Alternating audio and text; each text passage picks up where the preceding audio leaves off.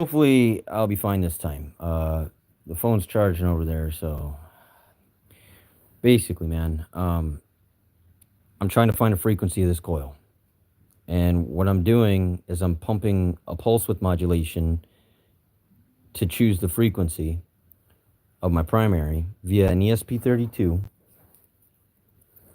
and that's going to change the frequency via a web app from my ESP32 to drive this. I'm driving this primary to the secondary with an ESP32 GPIO out to a MOSFET gate. And then I have the drain and source, which drain goes to the bottom of the Tesla coil primary, and the top would go to the 12 volt, and then the source of the MOSFET goes to your PSU ground, your PSU that you're powering the other side of the primary with to induct the secondary. So what I'm going to do is I'm going to go through a sweep of frequencies until I see high points on my radio here. And I'm going to try to match until I get farther distance. So the most distance, I'm going to have a light bulb, and I'm going to be able to measure the distance based on the frequency. And what I'll probably end up doing is probably just lay some LEDs or something like that, or hang them or something, right? Just to see how far the field's going out. But basically what I'm trying to do is I'm trying to pulse this primary at my chosen sweep frequency. So I'm going to choose the frequency by sweeping through it. Now, I already got an idea where the frequency is going to be, right? I just roughly calculated. I was like, okay, well, where would I even start? Well, ChatGPT is a friend, man. It helps you out, like, so much. It's not like a real friend, but it's pretty dang close. This thing, what you're doing is you're trying to find the capacitor value for your primary to match the secondary. So what you have is this has its own capacitance already. It's got capacitance, a part of it, and inductance values. So we can measure the inductance value. This one's 16.1 microhenries. I don't know the capacitance. I don't even know how to find it. Well, I do, but the way they're saying is you either measure the spool of line that you're using, the gauge, and the diameter you wrap, and how you wrap. It's a bunch of bullshit. It's a headache, man. Sure, you could do it that way. Have fun. I'm going to do it a different way. What I'm doing to find the capacitor value for that primary to match the secondary coil's intrinsic attributional resonance frequency that it runs at. This has a frequency. This coil runs at a certain frequency based on its diameter, length, gaps, angle, all of this. This determines this whole coil, the way it's wrapped, how big, how long. It changes the frequency. So I got to figure this frequency out. And the best way to do that, in my experience or my research, is have a SDR, software-defined radio, like this one over here, hooked up with a big antenna. And right now I'm doing FM radio, 105, just local radio station. We can play this. Watch.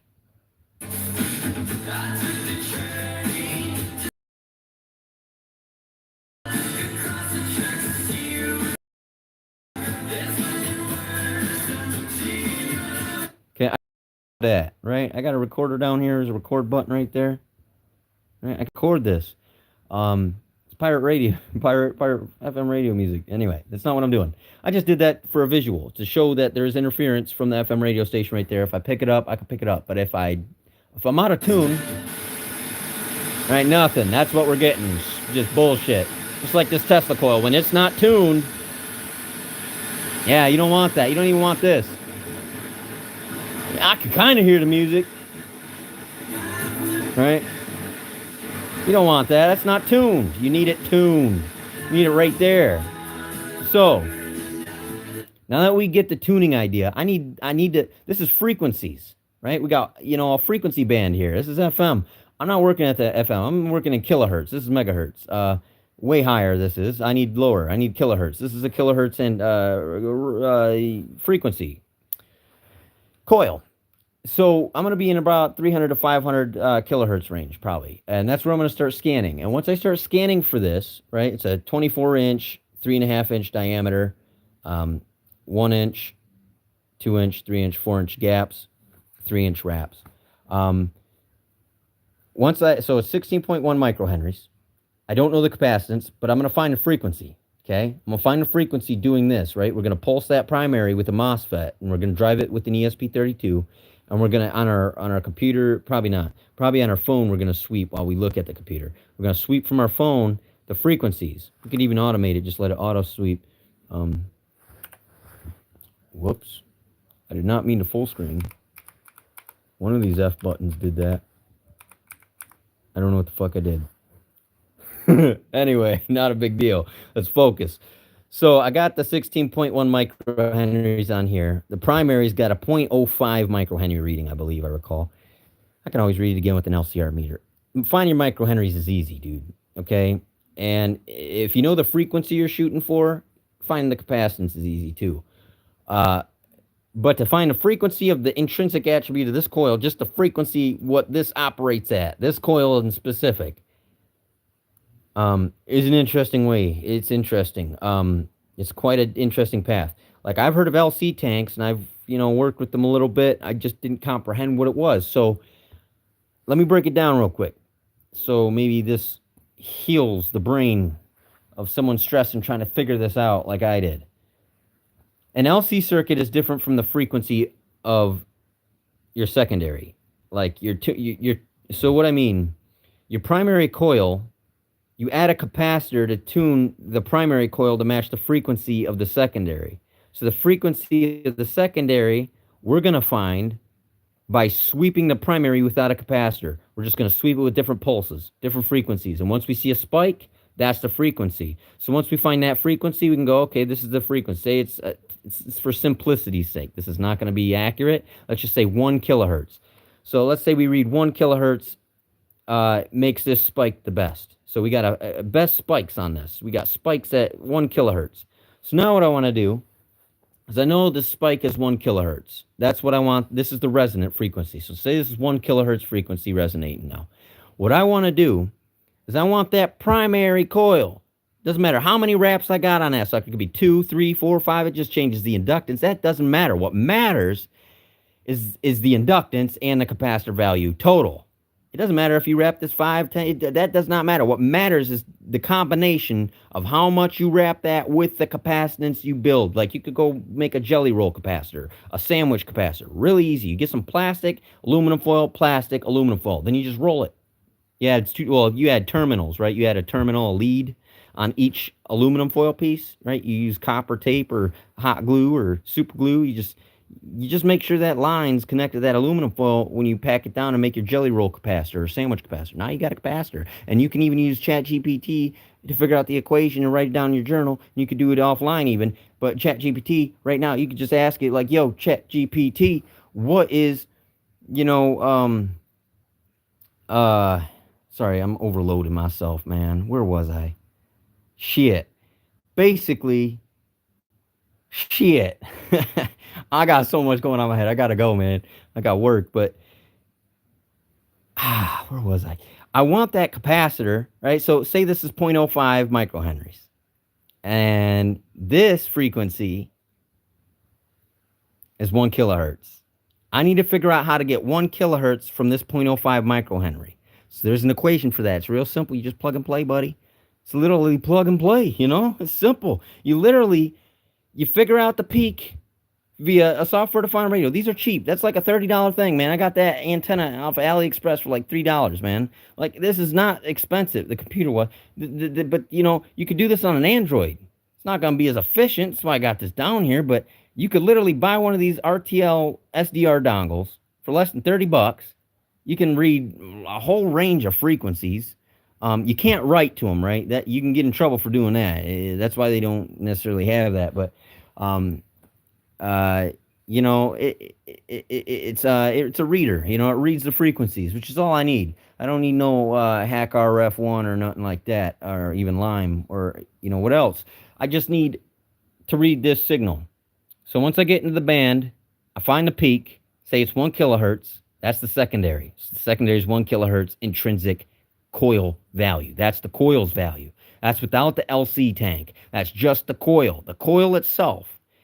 Once you find the peak of its resonant peak, that's that frequency of this coil. That's what you want to resonate your primary at.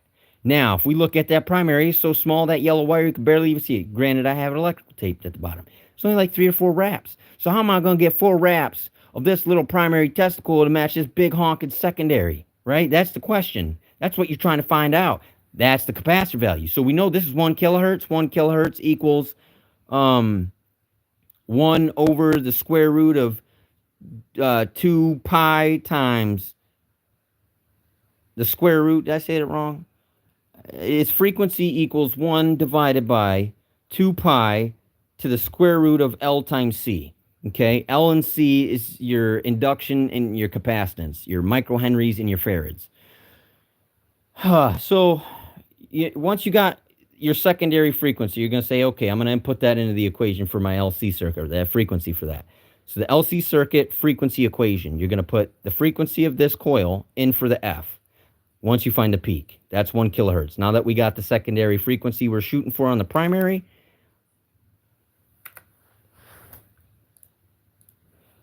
oh, I was in screen cap mode, that's why. Or not. Anyway, basically, you find the kilohertz frequency or whatever hertz your frequency of your Tesla coil, the coil itself, and you do that by just you have to have a I highly suggest a digital gate, a digital pulse width modulator to sweep it. Otherwise, you're going to be building capacitors forever or doing multiple mathematical equations. So digital is the way to figure out you want to use a digital sweep to sweep through and find your resonance. That's what I'm learning. That's the best route for sure.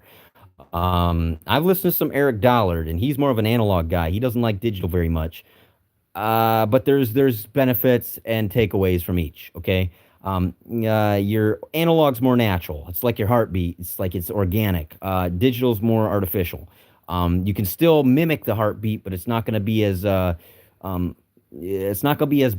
tuned. It's not going to be as tuned as if I got this, like, that's the difference between a solid state Tesla coil and a dual resonance solid state Tesla coil, okay? When you have, okay, this antenna's band, this, we could call it an antenna, whatever. The bandwidth of this is, it's about, I haven't tested it yet. I have to go to work yet, dude. I literally just got this set up to fucking do this, but anyway, it's about 200 to 300. I'm going to sweep it between 100 and 500 kilohertz probably, but that's not even the coil I'm going to be working with. This is just my experimental coil. I got 3.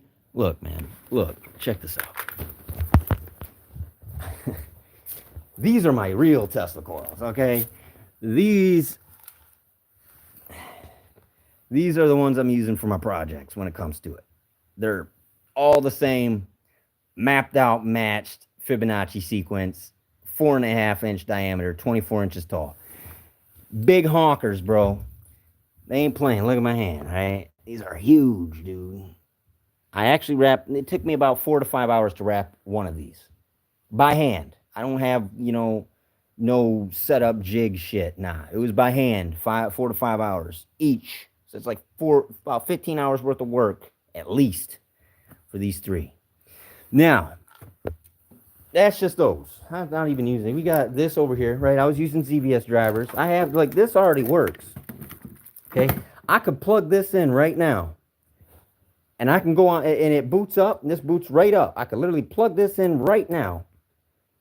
And I can control each GPIO pin. I got 3 pins connected to this. This is like my experimental shit. This was not tuned at all. This is just using, well, technically it is because I'm using this. But I'm driving ZVS drivers. I got 3 ZVS drivers. And I'll tell you what, if you're messing with scalar and ether work, don't do it. You're wasting your money. Don't get this. Don't get them. Unless you're doing it for the flyback that comes with them on Amazon. You don't want these. These are not going to be good for scalar work. And it's because the way the ZVS driver works. When you pulse this, with pulse width modulation, it doesn't always turn this off. These have their own frequency that they operate on, and just turning it on and off, it doesn't do it. It doesn't always shut off. You don't have it. It doesn't completely shut off. It has backflow and feedback and all that. So you have to make your own ZVS. You have to make your own oscillator is what I'm saying.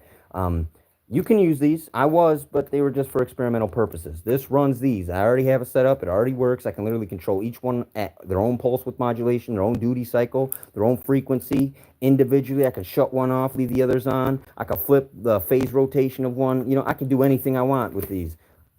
Don't use it. This ain't it. It's not it. You don't use these EVS drivers. I'll show you what you use. Check this shit out. Okay? I'll show you what you use. Right here. And it's just a MOSFET. These are my other. I don't see too many people using these ones, but these are the ones I got. I got STP 55NF 506s, but these are the ones that I recommend. IRF 540s if you're getting serious. And these ones, man. These are no fuck around ones right here. These are the real deals. These are IXHFs or something, military grade. I ain't using those yet. But these are the ones I recommend also, IRLZ44N. So that's what you're using for your switch, for your oscillator, man, as well as your LC tanks.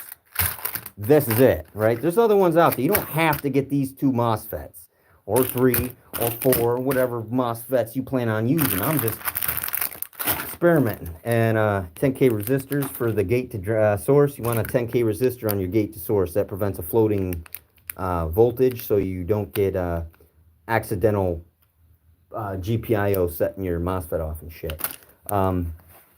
So I was going to read this. This is by Oliver Heaviside, but fuck that shit, because if you read this, this is a reproduction of Heaviside article, an unedited copy of the original, except I have converted some formulas of all vector equations appearing in the article to modern mathematical notation. Right there's the problem. That's why I ain't reading this shit. Except I have converted some formulas, all vector equations appearing in an article, to modern mathematical notation. You're a fucking idiot. You're a fucking idiot. Whoever did this is a fucking retard, dude. Modern mathematical notation is all wrong. Not all, but most of it. This is fucking wrong, dude. You want to go back to Maxwell's equations, which actually fucking talk about shit. That hurt. Sorry. He had the whole equation. His equation was redacted. They thought they just took it out for simplicity's sake, and they never went back to it. Now everybody's, forgetting about Maxwell's full equations. Yeah, they removing shit and, potentials and, but we got vectors. But what happens when a vector bends? What happens when you bend vectors? How do you measure that, Anyway, I digress. Let's continue here. Okay, permutations of the ether, man. So I don't know the frequency, but you're going to pulse this shit with the MOSFET, dude. Not those ZVS driver bullshit you buy off of Amazon. You need MOSFETs, and you learn how they work. You can use a transistor for a little bit for practicing, but your chances are going to burn them out. And they're not going to do, you're not going to hold up. They're just going to burn out. You need MOSFETs. And the ones I showed you, the IRL Z44N, and specifically, it can be pushed via ESP32, a microcontroller. So it is 3.3 volt compatible. And I recommend using that one, the IRL Z44N. I think the I don't know if it's IRF or IR something 540. That one's also, ask ChatGPT, and it'll help you with what MOSFET to get. But you pulse that MOSFET at a frequency from your ESP32 via a slider. You find that peak. Once you find the resonant peak, you write it down. And now, once we have that, you go into the LC frequency shit. And, my computer does some weird stuff. But if we go here, we're looking at colognes for the day. What I was going to wear. What was I going to wear today? Eldorado Black Iris. I don't know about that. Slate. I wear that a lot. We could do that one. Red tobacco. Okay. Probably do some of that. All right. So anyway, back to this. Probably find it in here, actually. Like, this is all the stuff that I'm reading, right? This is the shit. I ain't gonna, I don't hold back, bro.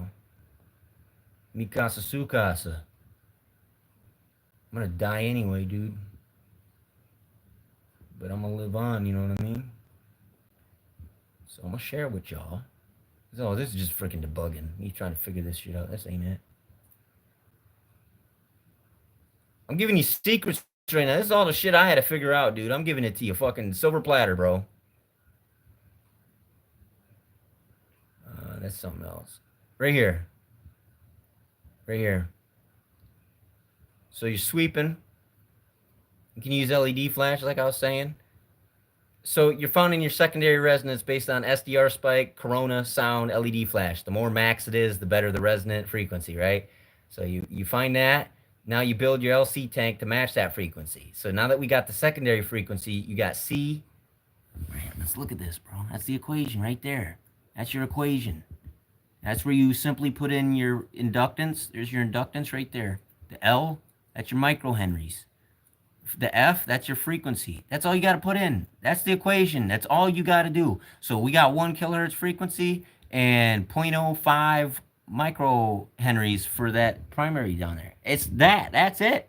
That's an LC tank. You just tuned your primary to your secondary with a capacitor by finding the frequency of your secondary. You have to find the frequency of your secondary first before you can make an LC tank. If you don't know the frequency of this sucker, oh, have fun, dude. Have fun with equations and whatever experimental other mathematical shit you try to find this out. This is the way, dude. This is the way you find that peak where it peaks, where it's like it's really, you know, it's corona's going out far, or your lighting LED's the farthest, or whatever anomalies you're getting. Basically, you want that peak. Once you got that peak, that's the secondary peak. It doesn't matter what your pulse width modulation or whatever. The primary does not fucking matter. You can wrap it it doesn't matter what many times you wrap that sucker. You can wrap it as many times you want. Once you connect your MOSFET, your pulse width modulate. Now you're looking for your capacitor. You don't worry about the inductance of the primary. Fuck the inductance of the primary. Not important. What's important is you figure out the capacitance. And the way you do that is find the secondary frequency, and then you use the inductance, which is easy to find, right? You get an LCR meter, 16.1 microhenries. We already have the secondary frequency as plug and play. Now we got the capacitor value for the primary. There you go. That's your LC circuit. You have just perfectly tuned your secondary Tesla coil to your primary, and now you're going to get a lot more power output. Your dual resonance. So dual resonance. So there's that part. My solid state Tesla coil. So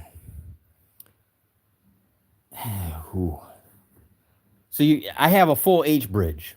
I have two IR 2110s out there. I don't know if I showed you. I'll show you one more time. But basically, I got it connected to the bottom of the Tesla coil and the top of the Tesla coil. Very different for me. I'm not used to this. But I'm connecting the top of the Tesla coil to the IR 2110 for the high side, I believe. And for the low side, it's going into the bottom. So this Tesla coil is fully connected on both sides to my controller.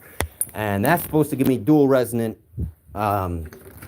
solid state Tesla coil. Where is it? Right here. I still have to put my man. Right here. So these right here, SN74HC14N. These are a Schmidt trigger. And that's supposed to convert the feedback that I get from my Tesla coil. I'm going to get feedback from my Tesla coil. And with that feedback, I can send that to that SS, whatever that Schmidt thing, and it will convert it to a pure square wave. So every response that I get from my Tesla coil secondary, I can feed back into my IR 2110 and I can auto resonate it. It'll be auto resonant. That means no matter what I do, if I change the resonant frequency, it'll auto fluctuate and fix it on its own. That's what this is, all tuning resonance at this point. This is totally automated. I don't hear many people talking about this, let alone anybody even speaking on this sort of thing. But with this IR 2110, two of them, you can create a full H bridge. Then with one of these, right, with these things, man, you can take a feedback coil that you wrap around it as well, and you can measure when the secondary goes off to feed back into this, or that, which would feed back into this, and then it would trigger that, right? It's really advanced shit, man. So basically, this little thing turns high and low. It's phasing. So when you see a signal like this, like a wave signal, like a sine wave, that's your phasing, man. You got lower below the half, and you got upper half. This does that. I can create AC. I can mimic AC from this shit. This thing create AC from DC. You got 4 MOSFETs, 2 IR 2110s. That's how you create AC. This is a full H bridge. With that and a feedback coil, that other chip, with a feedback coil, I can feed it back into these IR 2110s, and I can fully automate resonance. Fully automated. But I still want to have, with this the primary tuned to the secondary. So it'll be like, yeah, a lot of work, man. A lot of work. This didn't happen overnight. But anyway, I got to clean up and go to work. I'm going to be late. Nothing new. And I got this for cleaning up. You know, if I'm out here soldering, this is a really nice setup. I broke one of the fan blades, but yeah. It sucks out. It's an AC motor, or AC fan motor that I put on this driver chuck thing that I have that I was using way back when I was studying. But yeah, that's for sucking all my vapor fumes out when I got this for soldering. You definitely need one of these or else you're going to turn into an angry, evil criminal, because leaded fumes actually has been linked to criminality. But yeah, lead is not good for you in any amount. But anyway, also diodes. Make sure you get your freaking diodes, dude. This is for the just like as you can see, the 200 volts, right? So this is gonna be for the power supply. Main power supply is getting this sucker. But these diodes, right, MER 460s here, high voltage. These are for your MOSFETs from, I believe, gate to drain or gate to source. One of the, I think gate to source. Yeah, gate to source sounds more right. Yeah. So there's that. You want your diodes, you're going to be going through chips, you're going to be going through MOSFETs, you're going to be going through shit. You need diodes. You need high voltage diodes, MER 460s, you need UF 4007s. You need good diodes. And then just as I said, you know, you want to get 10K resistors for your gate to source to prevent floating. ChatGPT will help you out. Anyway, I got to go. I got work. I'm going to be late. I'm already late. Running behind and shit. You know? Just leave everything set up, man. I'll be just come back and I'll be back at it. I'm going to do a live stream later, guys. I think so. It depends how I feel after work. Over here, I wanted to... There's another experiment in here. I wanted to do when I get to it. It's right here is a galena crystal. I want to try to pick up RF frequencies, AM radio stations with this, with a whisker, a cat's whisker or something. I have yet to do this. This is a fascinating experiment in frequencies and shit. Just simple, something like this in a piezoelectric speaker, man. You can literally pick up AM radio stations just with this. Just picks up radio stations. It's crazy. Crazy shit. Anyway. That's my Chladni plate. That's my driver for my Chladni plate. That's my Chladni plate. I magnetized the speaker, and the other side of the speaker's got a magnet on it. But yeah, it connects there, and when this goes up and down, I can see the frequencies on that. That's a Chladni plate. CHLADNI, if you're looking for it. Chladni plate. And it's pretty cool. You can also attach a string, and you can see standing waves. And you can see what frequencies cause how many standing waves there are, or 1, 2, 3, or whatever. There's better words for what I'm trying to say. I can't remember what, like fields, and I don't know what it was. But anyway, then I did one of these, right? I plugged this in. This is a series wired, modified series ran. This is parallel, but I ran it series, so I get 4 times 4, approximately 15 volts. I calculated. Tried hooking this up to I think it was my ZVS drive. I hooked it up to something. It didn't work. It was weird. But anyway, my water distiller's done.